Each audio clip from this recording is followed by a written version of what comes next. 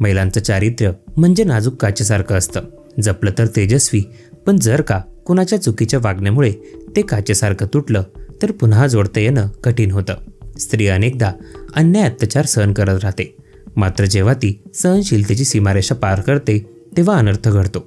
अशीच एक हृदयद्रावक घटना घडली भारती वाघ या तरुणीच्या बाबतीत. छत्रपती संभाजीनगर येथील बजाज हॉस्पिटलच्या मागे असलेल्या महूनगर भागात राहणारी भारती वाघ अवघ्या 24 वर्षांची, हुशार, देखणी आणि आत्मनिर्भर स्वभावाची तरुणी. फुलंब्री तालुक्यातील बोधेगाव येथील विठ्ठल वाघ या तरुणाशी तिचं लग्न ठरलं. विठ्ठल काही विशेष शिकलेला नव्हता. छोटं मोठं काम करून तो जगत होता. मात्र शहरात येऊन भविष्यात जम बसवता येईल या आशेने भारतीचे वडील राधाकिसन आसाराम गरबडे यांनी या विवाहाला संमती दिली. लग्न अगदी थाटामाटात पार पडलं. भारती आणि विठ्ठल दोघांनीही एकमेकांना पसंत केलं होतं. मात्र एका शहरी आणि बिंदास वागणाऱ्या मुलीचा आणि ग्रामीण विचारसरणीच्या तरुणाचा संसार सुरू झाला. तिथेच संशयाचं बीज रोवलं गेलं. भारती ही छत्रपती संभाजीनगर शहरात राहत होती, त्यामुळे तिच्या वागण्या बोलण्यात स्पष्टता होती. अतिशय बिंदासपणे ती माहेरी राहत होती. पण विठ्ठल हा ग्रामीण भागात राहणारा, त्यामुळे त्याच्या डोक्यात असलेले विचार हे वेगळ्या स्वरूपाचे होते. पण बायको गोरीपान मिळत होती, त्यामुळे विठ्ठल याच्याकडे पाहून बायको चांगली भेटली असं गावातील लोक त्याला म्हणायला सुरुवात झाली. त्याचा अभिमान विठ्ठलला वाटू लागला होता. भारती दिसायला सुंदर होती, तर विठ्ठल हा जेमतेम स्वरूपाचा होता. ग्रामीण भागात राहत असल्याने भारती हिच्या वागण्यावर काही मर्यादा यायला सुरुवात झाली. माहेरी आणि शहरात राहिलेली भारती बोधेगावात चाच पडत होती. तिला मनासारखे त्या ठिकाणी वागणे शक्य नव्हतं, कारण ती आता सासरी आली होती. तरी देखील ती जुळवून घेण्याचा प्रयत्न करायची. पण विठ्ठल याला काही गोष्टी खटकायच्या, त्यामुळे तो भारतीला समजावून सांगायचा आणि भारती विठ्ठल जे बोलेल ते ऐकून आणि समजून घ्यायची. त्यानुसार ती वागायची. विठ्ठल हा बोधेगावात जेमतेम काम करत होता, त्यामुळे विठ्ठल याने छत्रपती संभाजीनगरमध्ये येऊन एखादं काम करावं, जेणेकरून त्या ठिकाणी पैसा भरपूर मिळेल आणि संसाराला हातभार लागेल. भारतीचं जे मनात होतं ते ती विठ्ठलला बोलत होती. पण विठ्ठल हा बोधेगावातच चांगला आहे, शहरात जाण्याची इच्छा नाही असं म्हणत होता. पण जेव्हा भारती त्याला शहरातच कामासाठी जायचं म्हणून हट्ट करू लागली, त्यावेळी विठ्ठलला संशय येऊ लागला.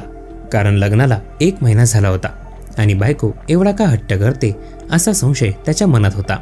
भारतीचे नक्कीच माहेरी काहीतरी कारनामे सुरू असतील असं त्याला वाटायला लागलं होतं. जेव्हा अशा प्रकारचा संशय विठ्ठलाच्या मनात वाढू लागला, तेव्हापासून तो भारतीवर बारकाईने नजर ठेवायला लागला. भारती जरी माहेरी फोनवर बोलत असली तरी विठ्ठल याने भारतीला कोणाशी बोलत आहेस याची विचारणा करायला सुरुवात केली होती. भारती ही हसत खेळत राहिलेली असल्यामुळे फोनवर सुद्धा ती त्याच पद्धतीने बोलायची. भारती एवढ्या वेळ कोणाशी बोलत असेल, शहरातील कोणीतरी तिच्या प्रेमात पडला असेल, अशा प्रकारचे विचार विठ्ठलच्या मनात येत होते. पण जर भारतीला आपण काही विचारलं तर ती काही सांगणार नाही असं विठ्ठलला वाटत होतं. बोधेगावात राहत असल्यामुळे विठ्ठल याच्याकडे पाहिजे तेवढा पैसा येत नव्हता. त्यामुळे एके दिवशी सासऱ्याचा विठ्ठलला फोन आला, तुम्ही शहरातच काम करायला या ठिकाणी तुम्हाला चांगलं काम मिळेल आणि पैसाही खेळता राहील. जेव्हा सासरे असं बोलत होते त्यावेळी विठ्ठलने विचार केला की सासरे पण बोलत आहेत, मग जायला काही हरकत नाही. त्यामुळे भारतीचे काय प्रकार चालू आहेत हे सुद्धा आपल्याला शोधून काढता येईल. 1 महिन्यातच भारती आणि विठ्ठल हे छत्रपती संभाजीनगरमध्ये काम करण्यासाठी आले. ज्या ठिकाणी सासरवाडी होती त्याच बजाज नगरच्या पाठीमागे त्यांनी 1 रूम भाड्याने घेतली. विठ्ठलला देखील शहरात आल्यामुळे बरं वाटत होतं, पण त्याचा भारतीवर असलेला संशय काही गेला नव्हता. आता तर भारतीला मोकळं झालं होतं अशा प्रकारचा विचार विठ्ठलच्या मनात येत होता. नवीन घरात सेटल झाल्यानंतर तो कामाला जाऊ लागला. घरी भारती एकटीच असायची, त्यामुळे विठ्ठलचं लक्ष कामात लागत नव्हतं. घरी भारती एकटी आहे, घरी ती कोणाला तरी बोलवेल अशा विचाराने कधी कधी विठ्ठल अर्ध्यावरच काम सोडून घरी यायला लागला. विठ्ठल हा जरी काम करत असला तरी त्याचं सर्व लक्ष भारतीच्या चारित्र्यावर होतं. भारती मात्र विठ्ठल जे काही बोलत होता त्याकडे दुर्लक्ष करत होती. भारतीला शहरातील मोकळ्या वातावरणाची सवय होती. ती मन मोकळेपणाने बोलत होती आणि वागत होती. पण विठ्ठलच्या मनात संशयाची पाल चुकचुकायला लागली. भारतीचं शहरात राहणं, कॉलनीतील इतर तरुणांशी संवाद साधणं विठ्ठलला खटकू लागलं होतं. त्याच्या डोक्यात संशयाने घर केलं. भारती कोणाच्या प्रेमात तर नसेल ना, हा विचार त्याला सारखा सतावत होता. विठ्ठलने काही महिने संभाजीनगरमध्ये काम केलं, पण विठ्ठलला भारतीला मित्र भेटला तर आपल्या हातून ती निसटून जाईल याची भीती वाटत होती. त्यामुळे विठ्ठलने परत बोदेगावला जाण्याचा निर्णय घेतला. विठ्ठल परत जाण्याची भाषा करत असल्याने भारतीला ते आवडलं नव्हतं. पुढे भारतीने आपल्या नवऱ्याला सांगितलं की शहरात काम केल्यास अधिक पैसे मिळतील आणि आपल्या दोघांचं आयुष्य स्थिर होईल. पण विठ्ठलला भारतीचं हे म्हणणं संशयास्पद वाटू लागलं. त्याला वाटू लागलं की भारती कोणाच्या तरी संपर्कात आहे आणि म्हणूनच ती शहरात राहण्याचा हट्ट करते. काही दिवसांनी दोघेही पसारा घेऊन बोदेगावात आले. गावात आल्यानंतर विठ्ठलला जरी बरे वाटलं असलं तरी भारतीला ते आवडलं नव्हतं. कारण शहरात पैसा येत होता आणि माहेरचे लोकही जवळ होते. त्यामुळे आता ती नाराज राहू लागली होती. भारतीची नाराजी विठ्ठलच्या लक्षात आली होती. काही दिवस भारती विठ्ठलला जवळही येऊ देत नव्हती. त्यामुळे विठ्ठलचा संशय आणखी वाढू लागला. संशयाच्या भोवऱ्यात अडकलेला विठ्ठल भारतीला मारहाण करू लागला. तुला जे काही करायचं होतं त्यावर पाणी फिरलं गेलंय, त्यामुळे तू असं वागत आहे, असं विठ्ठल भारतीला सारखा म्हणत होता. लग्न झाल्यापासून विठ्ठल हा भारतीवर संशय घेत होता. त्यामुळे भारती पुरती वैतागली होती. तिने सर्व काही माहेरी सांगितलं. त्यामुळे भारतीचे वडील राधाकिसन गरबडे 8 डिसेंबर 2024 रोजी बोदेगावला जाऊन मुलीला माहेरी घेऊन आले. विठ्ठलला भारती सोडून गेल्यामुळे गावात त्यांची इज्जत वेशीला टांगली गेली. त्यामुळे विठ्ठल चांगला संतापला होता. जे लोक चांगली बायको भेटली असं म्हणत होते ते लोक आता तुला बायको सांभाळता आली नाही असे टोमणे मारू लागले होते. भारती ही कोणाच्या तरी प्रेमात अडकली होती. त्यामुळेच तिचं लग्न माझ्याबरोबर लावून दिलं असा संशय विठ्ठलला यायला सुरुवात झाली.